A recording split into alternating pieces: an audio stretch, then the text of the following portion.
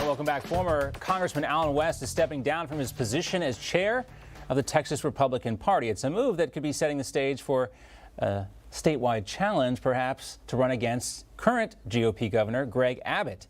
For now, West will remain as chair until he finds a replacement on July 11th. That's when that's supposed to happen.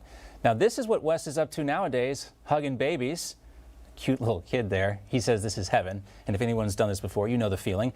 Democrats are panicking, though, while Colonel West is chilling out there with his baby.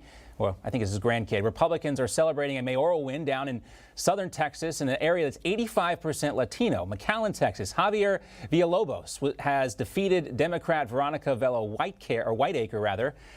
These are the unofficial results that will be canvassed again on June 14th. But this is a big upset for Republicans down there. Joining us now to talk more about this is the Texas GOP chairman for just a little bit longer, former Congressman Allen West, also retired U.S. Army Lieutenant Colonel and the CEO and president of the Hope Center. Colonel West, great to see you. It's always a pleasure to be with you, John. All right, so I saw that picture of you hugging babies, that picture of you and Herschel Walker, who lives in Texas now, if I'm not mistaken. These are great pictures if you're planning to run for governor of Texas. What's going on down there, Colonel West? You running for governor? Well, first of all, that's my grandson, my first grandson, Jackson Bernard, who was born 3 weeks ago today. And congratulations. So anytime I get the opportunity to be with him, I love being with him. His nickname is Trooper. And then, of course, Herschel Walker. I've known Herschel for about 8 years now. We've been motorcycle riding buddies. Of course, I'm not riding motorcycles anymore, but we often like to reminisce that Herschel's very first football game was against us, the University of Tennessee. I was a sophomore, and of course, they put him in the second half, and he helped the Bulldogs to beat us in the second half. 16-14. So it's always a good time to sit down and talk with Herschel. And, you know, he's pondering a run also to go back to Georgia and run for Senate there. My God, a freshman. I remember when Herschel Walker was running over the Tennessee defense there. So, you know, this is all. Well, tell us really why you made the decision now, Colonel West, to step down as chairman of the Republican Party of Texas. You had Democrats on the ropes down there. What's going on? Well, we can still have them on the ropes, and I think one of the critical things is that now is a good time if you're going to consider going back into elected office, and you've been following me for quite some time, and it's been a decade since I've been in elected office, and a lot of people are asking me to consider that, and I think that now is a good time to do that consideration for 2022. And you're right, when you think about what just happened down in McAllen, Texas, Hidalgo County in the Rio Grande Valley, you know, my first trip as the chairman of the Republican Party of Texas was down to the Rio Grande Valley, and the last trip that I took before the election in November 2020 was back through the Rio Grande Valley, and I've visited there many times in between. And so we have seen an incredible change of scenery down there when we are having more people vote for Republicans. Zapata County, first time in 100 years, we flipped the Rio Grande Valley in November 2020, and for us to win a municipal level election, that sends a message to the progressive socialist left. So what is going on down there with the issues? Is it immigration? Is it more than that when it comes to these voters who previously voted Democrat but are now voting red?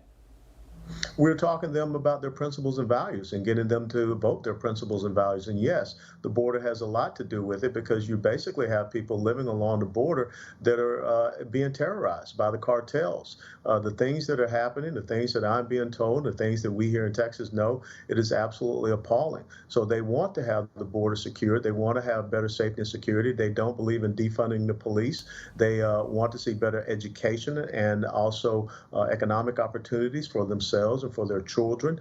And they also believe in the Judeo-Christian faith heritage and strong families. So I think that is what is helping the connection with us, because they're hearing our constitutional conservative message like they have never had presented to them before. A lot of these folks have risked their life to come here. They love America. What is it like for them and for you to hear someone like Kamala Harris talk about the need from Guatemala, to talk about the need to invest more of our taxpayer dollars down there, when they are unwilling to address the obvious lapses at our border, in our own country? It is absolutely disrespectful. The fact that the Biden budget talks about giving $4 billion to the Northern Triangle countries instead of investing along the Rio Grande Valley and making sure that we have that safety and security with the border security procedures and protocols, such as a wall, such as better surveillance, and even more Border Patrol agents. And when you think about the community that has the most Medal of Honor recipients in the United States military history. It's the Hispanic community. So they love this country. They're willing to make the last full sacrifice for this country, full measure of devotion for this country.